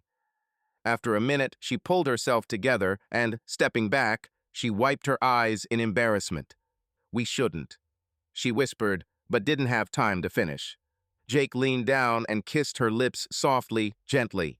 The kiss was short, almost weightless, but it made everything inside Sarah flare. She closed her eyes, responding for a moment, and then seemed to come to her senses and pulled away, looking around. Jake, not here, she breathed out, feeling the heat on her cheeks. He looked around, too. In the back of the room, the visitors paid no attention to them, but Sarah felt as if the whole world could see her at that moment. Jake took her hand and asked quietly, let's get out of here. She nodded almost imperceptibly. They paid quickly, barely touching their drinks, and walked out of the cafe side by side. The sun was blinding their eyes, and they had to stop for a moment at the entrance. Sarah felt a light touch on her arm. Jake timidly took her by the elbow, trying to lead her delicately, as if she were a fragile vessel. To my place. Not far from here, he suggested just as quietly, without finishing the sentence. But there was no need to continue, they both already knew what was about to happen. Sarah nodded silently. They walked quickly away from the cafe, disappearing into the bustling city crowd. Jake's apartment was just a few blocks away, a small rented studio on the third floor of an old brick building. As soon as the door closed behind them, the awkwardness that had gripped them both on the way there was replaced by an irresistible magnetic attraction. They stood in the middle of the room, looking at each other in the semi-darkness. The small apartment was almost empty, a few cardboard boxes crowded along the wall, a lone mug on a table in the corner, a reminder of a hasty morning coffee. The air was faintly scented with Jake's familiar cologne, mingled with the scent of the rain they had brought in from the street. Jake nervously tugged at the cord of the blinds, blocking out the bright daylight, and the room was plunged into darkness. Sarah's heart was pounding as if it wanted to burst out. There was one last chance to stop, but she didn't. Jake was the first to step toward her, placing his hand gently on her cheek. She felt his fingers tremble. They hesitated for a moment, as if giving each other a chance to come to their senses, and then their lips met. The kiss in the cafe was just a shadow, a ghostly reflection of what was happening to them now. Sarah kissed him back hungrily, releasing all the feelings she had kept locked away for so long. Jake held her tighter, as if afraid of losing her again. They didn't say a word, words weren't needed. Later, Sarah had a vague memory of them getting to the bed, of pulling each other's clothes off with trembling hands. Her head was buzzing, it seemed both mad and inevitable, as if all the decisions had been made for her long ago. It was madness, sweet and dizzying. For a moment she saw Anthony's face clearly and wanted to end it, but Jake whispered her name in a voice that made the last of her will disappear without a trace. She lay there, staring at the cracked white ceiling, feeling a bead of sweat slowly trickle down her temple. Her breathing was gradually calming. Jake lay next to her, pressed against her shoulder. The small room was stuffy. Discarded clothes lay scattered on the floor, silent witness to the line she had crossed. The curtains barely fluttered in the faint breeze from the slightly open window. Sarah closed her eyes. The reality of what was happening hit her like a heavy wave. She had cheated on her husband. What she had feared had come true. The thought made her insides go cold, even though her skin still burned from Jake's touch. She carefully extricated herself from his embrace and sat on the edge of the bed. Her heart was constricted unpleasantly with horror at herself. How could she have gone so far? Everything okay? A quiet voice came from behind her. Jake propped himself up on his elbow, trying to look at her face. His eyes were worried. Sarah nodded without turning around. She swung her feet onto the cool floor and groped for her discarded dress. "I have to go," she said barely audibly, starting to dress. Her fingers were difficult to obey. "Already?" Jake's voice was painful. "Stay a little longer, please." Sarah shook her head, trying not to meet his gaze. "No, I can't." She wanted to add, "It was a mistake," but the words caught in her throat. Instead, she quickly threw on her dress and bent down to pick up her shoes. Her hands were shaking so badly that she had to sit back down to fasten the ankle straps. Jake stood up, threw a shirt over his naked body, and quietly approached her. Sarah froze, staring at her feet. "Look at me," he asked softly. She slowly looked up. Jake's face was so confused and happy at the same time, as if he didn't know what to do now. "Don't leave like this," he whispered. "I know it's hard for you now, but don't regret what happened. We haven't waited for this moment for so many years." Sarah bit her lip, holding back the lump that was forming in her throat. "Jake," she mouthed, "this is, too." He took a step closer, but she raised her hand, stopping him. "No need. I really have to go." Tears began to sting in his eyes again. Jake dropped his hands. "Okay," he agreed quietly. "I won't stop you." He ran his hand through her hair, brushing a strand of hair from her forehead, and smiled sadly. "Just know, I don't regret anything." Sarah couldn't help it, a tear rolled down her cheek, but she quickly wiped it away with the back of her hand. Gathering all her will, she turned to the door. Jake quickly threw on his pants and followed barefoot. In the hallway, she tried to pull herself together, taking a deep breath. Jake stood next to her, not daring to touch her. "Shall I walk you or call a taxi?" he asked carefully. "No need," she refused, her voice sounding muffled. "I'll do it myself." She reached for the door handle, and at that moment Jake said quietly, "Sarah, I love you." Her fingers froze on the cold metal. Her eyes filled with tears again, but she did not turn around. "Goodbye, Jake," was all she said, barely audible, and opened the door. Sarah stepped out onto the landing and carefully closed the door behind her. She could still hear Jake sobbing quietly behind her, or so she thought. But she couldn't stop. One flight down, too. Sarah almost ran, holding on to the cool handrails. Everything was swimming before her eyes. A fresh wind blew over her outside. The sky was covered with gray clouds, although the sun had been shining brightly just recently. It was as if nature had suddenly darkened, sharing her state. Sarah turned the corner of the house and stopped, trying to catch her breath. Her legs wouldn't obey her. She leaned her back against the rough brick wall and covered her face with her hands. It happened. She cheated on her husband. She crossed the line beyond which her life would never be the same again. A quiet sob escaped her chest. Sarah pressed her forehead against the cold wall and let the tears flow. There was no one around anyway. In that moment, she felt empty and alone as never before. Jake remained behind the closed door on the landing. He couldn't move right away after she left. When the echoes of her hurried footsteps died downstairs, Jake slowly leaned his back against the cold wall and slid to the floor. He covered his face with his hands. His eyes were stinging from the tears that had rolled down. Everything that had happened seemed like a terrible dream. He had found her and then lost her again. Jake sobbed quietly in the emptiness of the entrance, realizing that he was now completely alone. The days that followed were painful for Sarah. After that fateful Wednesday, she returned home broken and devastated. Anthony, coming home from work, immediately noticed her paleness and red eyes.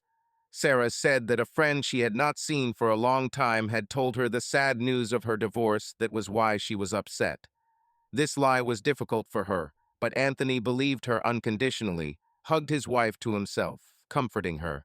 "Everything will be fine." This trusting warmth of his only made things worse for Sarah. She barely waited for her husband to fall asleep before she burst into tears in the bathroom, holding a towel over her mouth so he wouldn't hear. The weight of guilt was pressing down harder and harder with each passing day. Sarah felt sick of herself. She barely slept and ate with difficulty.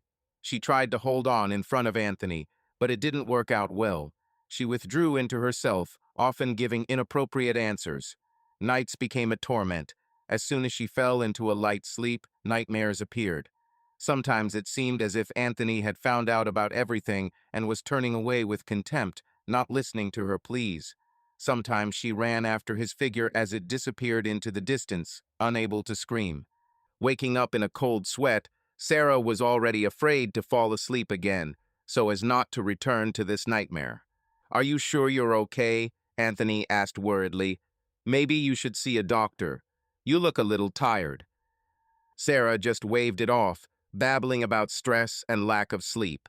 In fact, it was scary to look at her in a couple of days. There were dark circles under her eyes. She had lost weight. At times, she felt like she had the word traitor written on her forehead, that Anthony was about to figure it all out. But her husband seemed to attribute it all to her nervous state. He became even more attentive. He tried to protect her from any troubles. He cleaned up himself, cooked dinners, suggested going to the sea for a weekend to change the scenery. This only made it harder for Sarah. She did not deserve all this kindness. Jake made no attempt to contact her, although Sarah jumped every time she heard the sound of an incoming message. Only once did he send a short letter to her email without any unnecessary words. "I hope you're okay. I'm here if you need me." And nothing more. Sarah didn't answer. She didn't know what to say, and what did it matter now? Everything had gone too far and was out of control. Every night, lying down next to her unsuspecting husband, Sarah felt like she was going crazy. She could no longer stand this discord between external well-being and internal torment. It seemed to her that a little more, and she would simply scream everything out loud because the secret was burning from within. Several times she tried to speak. One night, lying in the dark, she whispered, "Anthony, I need to tell you something." But her husband was already asleep and only muttered inaudibly in his sleep without waking up. Sarah began to cry quietly, not daring to wake him for her own confession. Another time, in the morning at breakfast, she suddenly put down her cup so abruptly that the coffee spilled and blurted out in a hoarse voice, "Anthony, I." He looked up in surprise. "What, darling?" Looking into his honest, worried eyes, Sarah felt the words stick in her throat. She couldn't. She forced a smile and shook her head. "Nothing. Sorry, I was lost in thought." Anthony looked puzzled. Perhaps for the first time, a shadow of suspicion flashed in his eyes. She was behaving too strangely, but he only said quietly, "Okay, if you want to talk, I'm here." When he left for work, Sarah burst into tears in the empty apartment. She realized this could not go on any longer. The lies were killing her from the inside. One day, she even tried to put the whole truth on paper. She wrote a letter to Anthony with a trembling hand, staining several pages with tears. But she could not bring herself to give it to him. Her own confessions, written in black and white, looked too terrible. Every kiss from Anthony, every caring gesture from him, echoed in her soul with a sharp pain. She could not look into his eyes. She could not sleep next to him, holding back her sobs. There was a constant struggle inside Sarah. To confess would destroy everything, but to live a lie to destroy herself and their family was even more painful. Was there a third way? She considered the options: to leave secretly, to run away cowardice, to try to forget and live as if nothing had happened impossible. In the end, there was only one way out: the truth, no matter how terrible its price. On Friday evening, exactly a week after that fateful day, Sarah felt she couldn't wait any longer. Anthony was again surrounding her with concern, offering to watch a comedy together, but she barely heard him. Inside, everything had already been decided. When the movie ended and they went up to the bedroom, Sarah stood at the window, looking out at the darkening sky. Her heart was pounding in her throat, her hands were frozen. This was the moment of truth. Anthony, noticing her condition, came up from behind and hugged her. "Sarah, honey, what's wrong? You haven't been yourself all week. Please tell me," he whispered anxiously. "I'm scared for you." She closed her eyes, feeling his warm hands on her waist. Everything inside her screamed with horror, but there was no retreat. "Anthony," my voice broke, and I had to swallow the lump in my throat and start again. "We need to talk." The husband tensed, loosening his embrace. It was as if he too sensed the impending disaster. He slowly turned her to face him. Sarah looked up at him with tears in her eyes. She took a sharp breath. It was now or never. "Forgive me," Sarah said quietly, feeling hot tears rolling down her cheeks. "I betrayed you." A ringing silence hung in the room. Anthony looked at her face, as if trying to understand the meaning of what was said. Sarah sobbed, clenching her fists so hard her nails dug into her palms. "I cheated on you," she finally said directly. Anthony took a step back, as if he had been struck. His hands slowly dropped. He was still silent, and this silence was worse than a scream. Sarah cried, not daring to come closer. "I'm sorry. Please, I'm sorry," she whispered through tears, feeling the world crumbling around her. Anthony took a step back, as if he had been struck. His hands dropped slowly to his sides. He stared at Sarah, wide-eyed, unable to utter a word. The room was frozen in a ringing silence. Sarah cried bitterly, clenching her fists so hard that her nails dug into her palms. Her husband's silence was causing her unbearable pain. Finally, gathering her courage, she croaked. "Last week, Wednesday." Her voice shook. "I crossed the line." Anthony blinked as if waking up and asked hoarsely, "With whom?" He himself did not recognize his own voice, alien, broken. Sarah covered her face with her hands, unable to look him in the eyes. With Jake. At the sound of this name, Anthony flinched as if he had been doused with ice water. Jake, he asked in a muffled voice. That same Jake? Your friend from university? Sarah just nodded, continuing to sob. Anthony ran a hand over his face, trying to comprehend. His wife and his new friend, whom he trusted. His heart was pounding with both pain and rage. So, while he faltered, feeling his throat constrict with a spasm. While I was taking him to our house, treating him to dinner, you were behind my back. He didn't finish. There was such resentment in his voice that Sarah's heart sank into her heels. It only happened once, she whispered. Anthony, I didn't mean to. I don't know how it happened. Anthony chuckled bitterly, and there was a hint of hysteria in his laughter. You don't know how it happened? He almost shouted. You planned the meeting, lied to me about my friend, and you don't know how it happened? Sarah cringed at these words. She had never seen her husband like this. His face was burning. His eyes were flashing with anger and pain. I'll tell you everything only. She began, taking a step forward, but Anthony stepped back, raising his hand. Don't touch me, his voice trembled. Just tell me, do you love him? Sarah shook her head, choking back tears. No, I don't understand it myself. It's just the past that came flooding back. I'm confused, but I love you, I really do.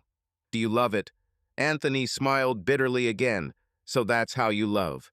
He paced the room, his hands clasped behind his head. It seemed he didn't know what to do with himself. Sarah stood motionless, feeling as if she could barely stand on her feet from despair. Anthony, she sobbed, I have no excuse. I just don't want to lose you. Her husband turned to her abruptly. Tears glistened in his eyes, the first time Sarah had seen that in years. Sarah's heart sank. She had never imagined that she would bring the man who loved her to tears, and through her own fault. Don't want to lose? His voice broke. Sarah, you've already ruined everything. He paused, gritting his teeth, and slammed his fist into the door frame. The sound made her flinch. Anthony breathed heavily, looking at the floor. Then he spoke quietly, almost hissing. I trusted you more than anything in the world. And you. He didn't finish. There was an oppressive silence, broken only by Sarah's sobs. A minute passed, then another. Anthony suddenly rushed to the closet, pulled out a travel bag, and threw it with force onto the bed. He began to chaotically tear clothes off the hangers and throw them into the bag. His hands were visibly shaking. Sarah saw only the tensely clenched line of his jaw. Sarah watched in horror, not understanding what he was doing. What? What are you? She stammered, wiping away her tears. What? He called back sharply, still throwing clothes into the bag. I'm going to get out of here. This is your home now, isn't it? He smiled bitterly, throwing her a glance. Jake can come if he likes it here so much. Sarah flinched as if he had hit her with those words. No, she breathed out. Please, no. Don't go. She rushed towards him, trying to hold on to his hand. But Anthony broke away, his eyes flashing angrily. Don't you dare touch me. He zipped up the overflowing bag and, breathing heavily, looked around the room as if memorizing. That's it, he said hoarsely. I can't stay here now. Sarah began to sob even more bitterly, clasping her hands together in pleading disbelief. Anthony, I'm sorry. Please. But there was not a drop of softness left in her husband's voice, only a cold, broken sound. Not now. I need to go. He turned and walked quickly out of the bedroom, Sarah following him. Anthony, wait, please, she sobbed, following him down the stairs. But he didn't even look back. In the hallway, he quickly shoved his feet into sneakers and threw on the first jacket he came across. Sarah tried to speak, but to no avail. When Anthony opened the front door, she grabbed his sleeve in a fit of desperation. Don't leave me. Don't go, please. We can fix everything. I'll do everything. Anthony stopped at the threshold and slowly turned his head towards her. His eyes were red, there were tears in them, but his gaze was alien, cold. "There's nothing left to fix," he said quietly. "It's over between us, Sarah." These words, calm and final, pierced her like an icy wind. Anthony freed the sleeve from her weak fingers and stepped over the threshold. "Don't look for me," he said at last. "I'll let you know when I can pick up my things." And he slammed the door behind him. Sarah was left standing in the middle of the empty hall. The silence grew, filling the house. She dropped to her knees right on the rug in the hallway. There were no more tears left, she had cried them all. There was only a dull, heavy lump inside. The confession shattered her world overnight. Anthony left, slamming the door, and emptiness burst into Sarah's life. She spent the night after he left, lying on the hallway floor like a broken doll, staring blankly into space. There were no tears left, everything had burned to the ground. She got up toward morning, feeling aches all over, and mechanically put away the things that had been scattered yesterday. An empty wardrobe and open drawers lay on the bed, everything reminded her of what had happened, as if a tornado had passed through. Anthony didn't return in the morning or the next day. The phone was silent. Sarah tried to call him a couple of times, but he hung up. Then she wrote a long email asking for forgiveness, begging for a chance to make things right. There was no answer. Several days passed in a fog. Sarah hardly left the house, afraid to meet neighbors or acquaintances. It seemed that everyone would see her shame. She was restless. She tried to clean, but gave up, sat down to work, could not concentrate on a single line. Nights passed without sleep. She lay in an empty bed, hugging a pillow, and listened to the sounds of the house, vainly hoping to hear the front door open. But silence was her answer. On the third day of silence, the doorbell rang. Sarah's heart jumped into her throat. What if it was Anthony? She rushed to open it. He was standing on the threshold. Anthony looked exhausted, stubble on his cheeks, red eyes, a tired expression. Behind him was an empty travel suitcase. Sarah froze, not knowing what to say. She wanted to throw herself on his neck, but she only croaked out, "Hello." Anthony nodded slightly, looking away. "I came to get my things," he said quietly. "I'll only be gone a few minutes." Sarah stepped aside to let him in. He walked past her without looking at her and went upstairs to the bedroom. She followed timidly, stopping at the threshold of the bedroom. Meanwhile, Anthony methodically packed the remaining clothes from the closet, a couple of his favorite books, the watch she had given him for their first anniversary. He carefully took it off the nightstand and other personal items into a suitcase. A terrible, abnormal situation arose. Each object disappearing into the depths of the suitcase seemed to tear out of Sarah's heart a part of the life they had lived together. She wanted to scream, to stop what was happening, but she only stood there, unable to move. For the first time, she felt like a stranger in this room that had once been their shared bedroom. Sarah couldn't stand the silence. "Anthony," she said. He didn't turn around, continuing to fold the shirts. "What?" he just said briefly. "Maybe we can talk?" she asked timidly. Anthony zipped up his suitcase and finally looked at her.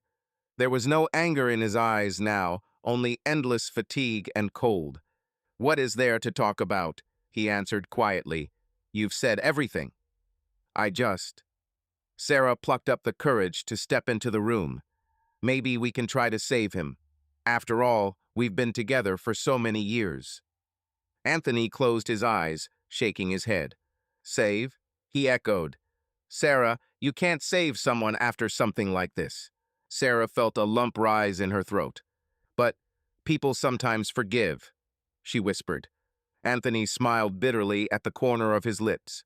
"Maybe they do forgive, but I can't." "Forgive me," he looked around the room. "Everything is too destroyed." Sarah lowered her head. She understood him, and still hoped for a miracle. Anthony lifted the suitcase, setting it upright.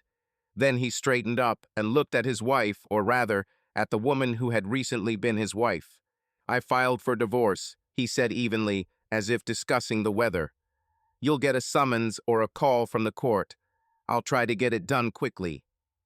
Sarah felt as if the floor beneath her had shifted at these words, even though she had been expecting them. She nodded helplessly. Fine. Anthony looked away, then looked straight into her eyes again, and for a moment the old tenderness flashed in his gaze, mixed with endless pain. Don't worry about the house, he said more quietly. I'll rent an apartment for now, and we'll find something for you, or decide for yourself what's best for you. Sarah wanted to scream that she didn't need anything except him, but she understood the pointlessness. I will find a place to live by myself, she responded submissively. The house can remain yours. I don't want anything. Anthony looked at her searchingly for a few seconds, then nodded slowly. As you wish. He rolled the suitcase towards the exit. Sarah followed him down. At the bottom, he stopped at the door. The silence became unbearable. She had to say at least something before the end. Anthony, she called quietly. He froze, not turning around. I'm really sorry, she whispered. A long pause. Then he answered in a low, broken voice. Me too. He opened the door and walked out. This time for good. Sarah closed her eyes as she heard the footsteps receding. The decision had been made. Their marriage was over. A week later, they met at a law office to sign the final documents. In a small office, across from each other, they felt almost like strangers. The notary read out the standard wording. They signed silently, barely looking at the papers, not looking at each other at all. Everything went dryly and quickly, like a simple formality. They had no children, no disputes over the division of property. Sarah voluntarily gave up almost everything. The house, the car she left Anthony, taking only personal belongings and a small savings. Material things did not matter when the main thing collapsed. That was the end of their marriage. The break that happened on that terrible evening was final. A month after the breakup, Sarah was packing up her new apartment. The small one-room apartment on the outskirts of town felt foreign and temporary to her, and it was. The house she was in was old. The walls were covered with faded wallpaper with a faded pattern, and there was a slight dampness in the corners. The thin walls were filled with strange sounds of life. The floorboards creaked at night on the floor above, and the neighbor's baby cried from time to time. After the peace and comfort of her own home, this new environment was even more depressing. Cardboard boxes were piled up along the walls. They contained the remains of her former life, clothes, books, kitchen utensils, a couple of photos with her parents. Nothing extra. She left most of her things to Anthony, didn't even want to share them.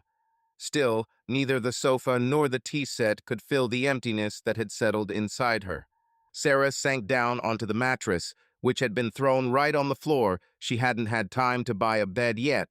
A cold autumn rain was drizzling outside. It was quiet in the new apartment. The only sounds were the drops on the windowsill. She buried her face in her hands. What now? She was 32, alone again, without a family, without a clear goal. Work was the only thing left, and even that was automatic.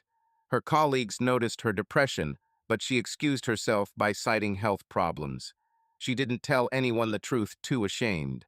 Sometimes it seemed that this was not happening to her. That soon the door would swing open. Anthony would come in smiling with a bouquet and say, "Why are you sitting here in the dark, silly?" But the reality was inexorable. Anthony would no longer be there. Now only empty evenings and sleepless nights alone. The phone hardly rang. Friends and relatives knew only that she and her husband decided to separate. Sarah did not tell anyone the details. Her friend Lena, whom she invited to her new apartment one day, asked cautiously, "Sar, what happened? You and Anthony were such a strong couple." Sarah just shrugged silently, unable to find the words. Lena sighed sympathetically and, stepping over the scattered boxes, sat down next to her, hugging her shoulders. "If you don't want to, don't say it," my friend said softly. "Just know that I'm here if anything happens." Sarah's eyes stung. She pressed her forehead gratefully to her friend's shoulder, but she didn't explain anything.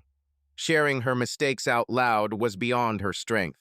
A few minutes later, Lena, without trying to ask any more questions, quickly exchanged a couple of neutral phrases about work with her, and, having made sure that Sarah was not left completely without support, went home. After her departure, the room became even quieter. Sarah pulled a thick notebook out of one of the boxes, an old diary in a green cover. She had once abandoned it, being happy, but now the pages themselves asked for confession. Sitting down on the floor among the boxes, Sarah opened the notebook to a clean sheet and began to write, drawing lines with a trembling hand. I destroyed everything with my own hands. I had everything: love, trust, home, and I destroyed it myself. How stupid, how worthless I was to trade our happiness for the ghost of the past. Anthony never deserved such pain. He was the best of men, and I turned out to be the worst wife. It's too late to fix anything now. There is no forgiveness for me. If I could turn back time, I wouldn't have gone to that meeting. But life doesn't give second chances. I guess that's how it should be. I should be left alone. It will be fair. Having written this, she dropped her pen and sat motionless for a long time. The lines blurred before her eyes from the tears that had come, but she suddenly felt a little better. For the first time, she honestly admitted, even if only on paper, what she had done. Left alone with herself, Sarah endlessly replayed the events of the last months in her head. Sometimes it seemed to her that everything could have been prevented. She just had to not give in to her feelings, stop in time. Why did she go to that meeting then? Why didn't she leave before it was too late? Now it was too late to ask these questions. Life had rolled back to zero, and she was the only one to blame for this. But what about Jake? At first, in the first days after Anthony left, Sarah hated him, blaming him for everything that had happened. If he hadn't shown up again, everything would have remained fine. It was as if he had bewitched her, confused her, destroyed her established life. Such thoughts crept in at night. But then came the sobering up. After all, she had made the choice herself. Jake hadn't pulled her by force. She had stepped towards him herself. He also bore his share of responsibility, but she had dealt the decisive blow to her own happiness with her own hands. Jake wrote to her a couple more times. Short, concerned letters asking if she was okay, telling her he was worried. Sarah never wrote back. She didn't want to hear from him right now. She didn't know what to say to him. I ruined my marriage. I hope you're happy. Jake was probably as guilty as she was, but Sarah wasn't paying attention to his feelings right now. Once, about 2 weeks after their breakup, he did call. Seeing his name on the screen, Sarah watched for a long time until the phone went silent. He didn't call again. Apparently, he realized that she needed to be alone. At that very time, Jake was visiting his parents in his hometown. During the day, he tried to drown out his torment by doing chores around the house, helping his father repair the dilapidated fence, raking fallen leaves in the garden. The silence of a small town reigned all around. The garden was covered in golden autumn. The clear air smelled of smoke from the fires. Neighbors walked leisurely outside the window. But as soon as Jake was left alone, his thoughts inevitably returned to Sarah. He blamed himself for what had happened until he was hoarse. There were about a dozen unsaved drafts of letters to her on his laptop. He typed each one until late at night and erased them by morning, not daring to send them. After that single call that went unanswered, Jake promised himself not to bother her anymore. But every morning he woke up with a secret hope of seeing a message from her on the screen. In vain. Autumn dragged on painfully long for both of them. And now, sitting in a semi-dark apartment among boxes, Sarah tried to imagine her future. It seemed unclear and frightening. Of course, she would cope. She would find the strength to live on, work, communicate. Millions of women had gone through divorces and somehow lived. But now it seemed to her that she had lost a part of herself. She wondered what she felt for Jake now that there was nothing between them but her own shame. Deep inside, the remnants of that old love burned, rekindled. But too much had happened. She couldn't just throw herself into his arms as if nothing had happened. And was she sure she wanted to? Sarah stood up and went to the window. Behind the glass, the gray streets were drowning in autumn twilight. Somewhere there, in this same city, lived two people who had once been close to her: her ex-husband, whom she had betrayed, and her ex-lover, for whom, in essence, everything had happened. And now she didn't know what to do with either one. Jake, as far as she knew, was still working for Anthony's company. Sarah was afraid to even imagine what it was like for them. Surely Anthony had quit or transferred to another department, knowing that Jake was nearby. She did not dare ask or inquire. She tried not to say his name to herself again. But sooner or later, a decision had to be made. Either try to erase Jake completely or, what, try to start over with him on the ruins of a broken marriage. This thought was painful. The price of this relationship was too high. Is it possible to build happiness on someone else's tears? Sarah hugged herself tightly as she stood by the window, peering into the darkness. She had no idea what to do next. Being alone was perhaps the most deserved and proper punishment for her. Perhaps that was how it should be. Emptiness surrounded her, an empty apartment, empty plans, and only time could tell whether this emptiness would find new filling. Time passed. By the end of autumn, life seemed to be gradually settling into new frameworks. Each of the participants in this drama tried to move on. Anthony, having left home that night, soon rented an apartment closer to work. A couple of weeks after the divorce, he accepted an offer of promotion with relocation. He transferred to a branch of the company in a neighboring city. Perhaps he wanted a change of scenery to get away from difficult memories. His colleagues saw him off warmly. Over the years of work, he earned respect. At the farewell party in the office, Anthony was cheerful. He raised a glass of juice, thanked his colleagues for working together, and even allowed himself a couple of jokes. His comrades unanimously patted him on the shoulder. "Don't forget us there. Come on, teach that branch, like you taught all of us here." Good-natured voices were heard. Anthony smiled and nodded, trying not to disappoint anyone with his appearance. Only Jake was not among those present. He quit almost immediately after the scandal, apparently unable to stay. The reason for Jake's departure was not officially commented on, but many guessed. The day after everything was revealed, a stormy scene took place in the office. Colleagues saw Anthony and Jake lock themselves in a conference room, from where sharp shouts were heard. After some time, Anthony came out of there gloomier than a thundercloud. No one knew the details, but Jake never showed up in the office again. By the evening, he submitted his resignation. Having moved to a new city, Anthony rented a spacious apartment with a view of the river. He threw himself into work, new projects, a new team. In the evenings, he did sports. He signed up for a swimming pool to relieve stress. Sometimes in the evenings, he sat alone by the panoramic window with a mug of tea. Below, outside the window, the river slowly flowed, reflecting the scattering of city lights on the other bank. Anthony looked at these lights and thought about the years he had lived. The pain gradually dulled. Resentment and rage gave way to quiet sadness. He tried not to remember, but echoes of the past still rolled in from time to time. A random melody on the radio. A familiar dish in a cafe could make him freeze for a moment, remembering Sarah. But Anthony learned to let go. He realized that his future was without her. Through mutual friends, Sarah learned that Anthony had left and was living well. "He's holding up well," said one of her former colleagues, whom she had bumped into by chance in the city. "He's so busy with work that he doesn't even have time for his personal life. But he's a tough guy, he'll cope."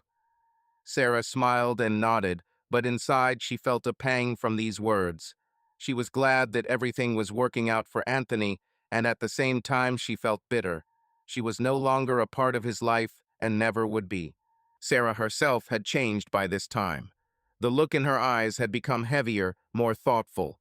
She had learned to live with the feeling of guilt, not as acute as in the first weeks, but it was always somewhere nearby, like a shadow.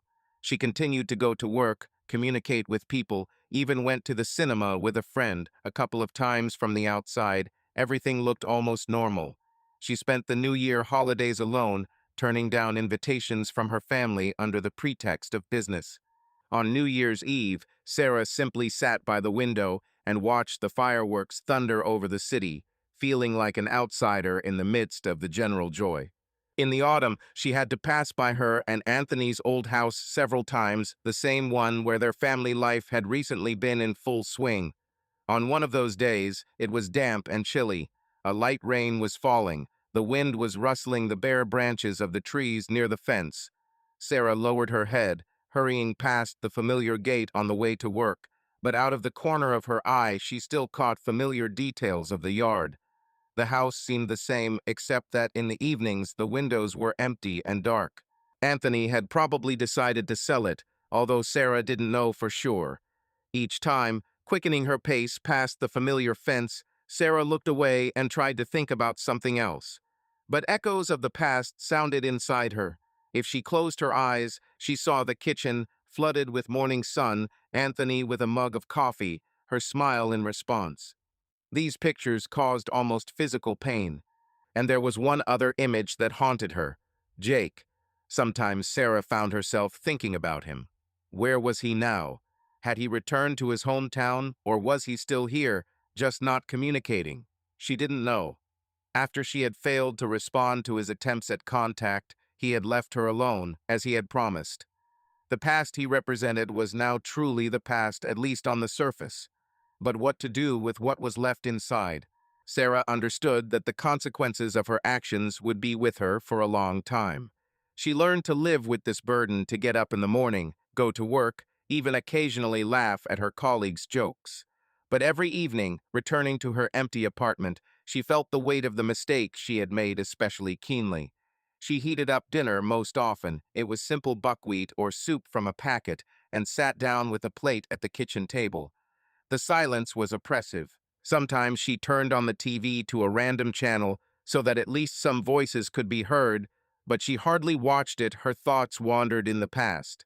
Having forcibly sated herself, Sarah cleaned up, took a long shower, trying to wash away the burden of the day, and lay down in a cold bed. There, the shadows of the past usually overtook her again, which could not be dispelled by either a lamp or a blanket. Sometimes at night she talked to herself, whispering unanswered questions in the silence. What if she had done differently then? But the past could not be returned. All that was left was to learn lessons, and the main one was to appreciate what you have and not to destroy the trust of loved ones. It seemed like a simple truth, but how bitterly I learned. The past echoed in dreams and memories, but life moved on, and Sarah had to decide what her next step would be. In the spring, when the meltwater was running down the streets and the air smelled of renewal, Sarah received an official divorce paper in the mail. It was now a fact. She was a divorcee. No other ceremony or date was required. It all happened quietly and casually. That evening she sat for a long time by the window, holding the piece of paper in her hands. Memories of the previous spring, when she and Anthony had planted flowers near the house and made plans for the summer, flared brightly and then faded. The past could not be returned. Suddenly, the phone vibrated on the table. Sarah jumped as a name she hadn't seen in a long time flashed on the screen again. Jake. More than 6 months had passed since their last conversation. Sarah's heart sank. Maybe she shouldn't have answered. But the impulse was stronger. She pressed the green button. "Hello," a familiar voice said uncertainly. Sarah pressed the phone to her ear. She was silent for a few seconds, not knowing what to say. "Hi, Jake," she finally answered quietly. He exhaled as if he was afraid she would throw him off. "Sorry to bother you," he began carefully. "I just found out from mutual friends that your divorce was official. I wanted to see how you were." Sarah looked at the document in her hand and smiled sadly. "Now it's better not to ask how I am. I won't tell the truth anyway." Jake was silent. "Can I see you?" he asked quietly. "If you don't mind. I was away for a while, but now I'm back. I've been wanting to talk for a long time, but I was waiting for everything to settle down." Sarah closed her eyes. She felt that this moment would have come anyway. You can't hide forever. "Okay," she decided unexpectedly for herself.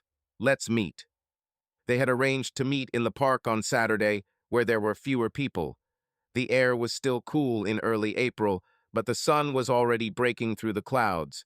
There were still patches of unmelted snow along the edges of the alleys, and the bare trees were black against the pale spring sky. Sarah arrived early, nervously fiddling with the strap of her bag. a familiar figure appeared in the distance along the alley. Jake approached slowly, almost timidly. He looked thinner and tired. Sarah realized that she herself must have changed. There was weariness in her eyes. Her features were sharpened by worry. They stopped opposite each other. "Thank you for agreeing to come," he said reservedly. Sarah just nodded. They walked slowly side by side along the gravel path. Jake was the first to speak.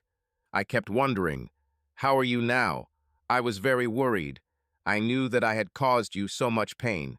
"Let's not do this," Sarah interrupted quietly. "We're both to blame." He lowered his head. "Probably, but still, I'm sorry." Sarah sighed wearily. "I'm sorry too, more than you think." They were silent for a moment, listening to the rustling of last year's leaves under their feet. "How's your life?" she asked simply to break the silence. Jake shrugged. "After leaving the company, I went home to my family, helped my father with the household. Now that I'm back, I want to look for a new job. But otherwise, nothing special." He glanced at her uncertainly. "And you?" "I still work," Sarah answered. "I rent an apartment. I live quietly." Jake hesitated, then finally said what was hanging in the air. "So, now you have your own life, and I have mine." Sarah stopped and turned to face him. "I don't know what my life is like now, to be honest." Her eyes reflected the pain and confusion that had accumulated over many months. Jake looked at her carefully. "Sarah," he said softly, "I'm not asking for anything. It was important for me to know how you were." He looked away at the gray trees of the park and continued in a barely audible voice. "I know it's stupid to hope, after everything, but I love you, and if you can ever let me back in, I'll be there, and if not, I'll understand." Sarah felt a lump in her throat. She had expected these words, but her heart still sank painfully. "I don't know, Jake," she answered honestly, looking into his eyes. "I really don't know. Part of me still loves you, and the other part can't forget that I ruined someone else's love for this." He nodded sadly. "I understand, and it's not easy for me to live with this either." They stood in a deserted corner of the park, where only the singing of early birds could be heard. The sun was shining through the bare branches. "You probably hate me," Jake said quietly, slumping his shoulders. "For everything." Sarah shook her head. "No, I went through different feelings, but not hatred. Rather, it was directed at myself." Jake took her hand gently between his two. She didn't pull away, but she didn't reciprocate either. She just let him hold her. "I don't know if I even deserve to be happy," she whispered. "After everything." Jake squeezed her fingers lightly. "You deserve it," he said firmly. "We've both made mistakes, but everyone deserves a chance." Sarah smiled sadly. "I don't know if I can trust myself or you after everything." Jake nodded. "I understand. I won't rush you. Just know, whatever you decide, I will accept." He let go of her hand and took half a step back, giving her space. "If you want to stay alone, then it will be better for you. I will accept it. And if we can try again, I will do everything to make it different than before." Sarah felt tears running down her cheeks, but they were not bitter tears of despair, but rather liberating ones so much had accumulated unsaid. "You were very dear to me," she said in a trembling voice. "And you still are, but I need time." "As long as it takes," he responded. They stood there for a moment longer, looking at each other. Then Sarah wiped her eyes and exhaled, trying to pull herself together. "Let's just keep walking for now," she suggested, nodding toward the park path. Jake understood the hidden meaning of these words and smiled softly. "Let's." They walked side by side along the path, not touching each other, but not moving away either. Ahead loomed the turn of the alley where the park turned into a city street, noisy and crowded. There, their new reality began. What the future path would be, no one knew. Sarah only felt that at the crossroads of her own destiny, she had finally stopped and thought about where to take the next step, and who or with whom to take it. She had to make the decision herself. There were two paths before her. One was with Jake, into an unknown future where new happiness or new trials could await them. The other was alone, on the road to redemption and self-knowledge, without the risk of hurting a loved one again. Sarah did not know which path would be right, but now she understood the main thing. No matter what choice she made, she would have to live with its consequences, and she would find the strength to move on. Subscribe to our channel so that your love doesn't cheat on you, and go ahead and listen to the next story, because this story is nothing compared to the next one. If you're under 18, don't even think click to the next one.